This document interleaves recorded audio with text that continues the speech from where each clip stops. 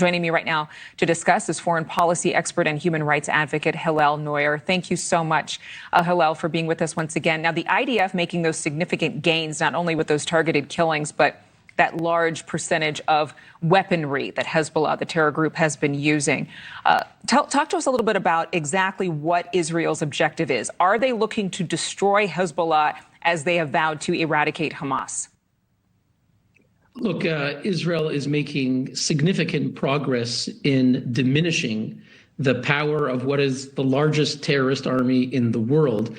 Hezbollah has far more firepower than even the Lebanese army, and more than most countries have, more than European countries. You know, they started the war with 150,000 missiles, suicide drones, and other very deadly weapons, and a very experienced terrorist army, because they were part of the genocide that Bashar al-Assad was perpetrating against its own people. In the past several months, Israel has significantly diminished them. They took out Nasrallah. Most of the leadership have been eliminated. Thousands of missiles have been destroyed. Israel is now attacking pinpoint operations in Beirut, where they have missiles hidden beneath certain apartment buildings and other assets. So I would say that Israel is continuing to diminish the ability of Hezbollah to attack Israel. Obviously, in the past few weeks, in the past few days, Hezbollah has been attacking Israel's north. They attacked a synagogue. They're able to kill people in Israel's north, but they are vastly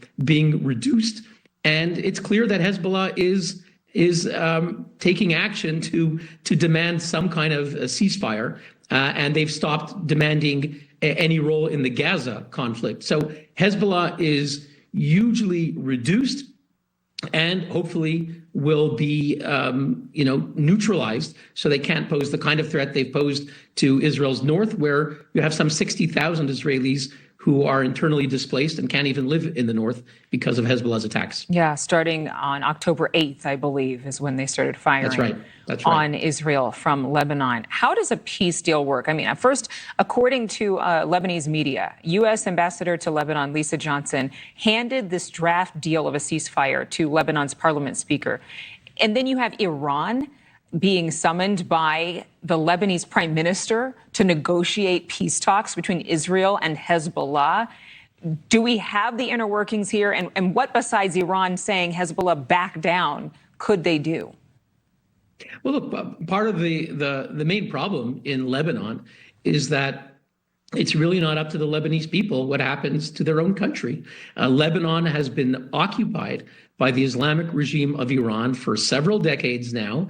The largest military force in Lebanon is not the Lebanese army. It's not the Lebanese police.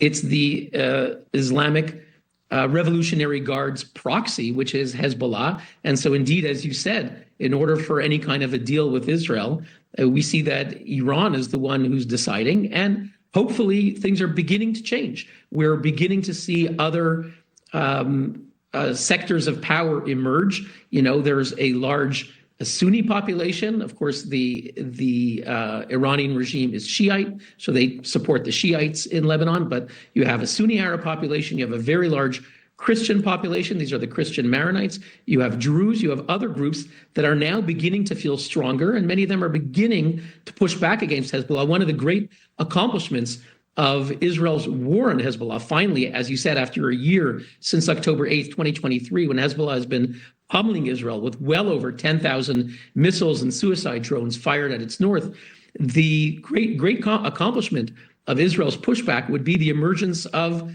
independent Lebanon again. And indeed, Resolution 1701 from way back in 2006 called for the complete dismantlement of Hezbollah in the south of that country. It never happened. Now there's a chance. So I think the international community should rally together to strengthen the true, original, independent, authentic Lebanese elements to allow the Lebanese state to emerge once again. Lebanon, keep in mind, Lebanon was once the pearl of the Middle East. Beirut has a beautiful beachfront, and Iran destroyed that. The Islamic regime of Iran, just like they destroyed Syria, destroyed Yemen, destroyed Gaza, and they're trying to destroy the West Bank by infiltrating. So we hope that an independent Lebanon will emerge and hold back Hezbollah and hopefully destroy Hezbollah and allow for a peaceful Middle East to emerge. It would be great. I think everyone's wish, those of sober mind, want peace. Hillel Neuer, thank you for being with us.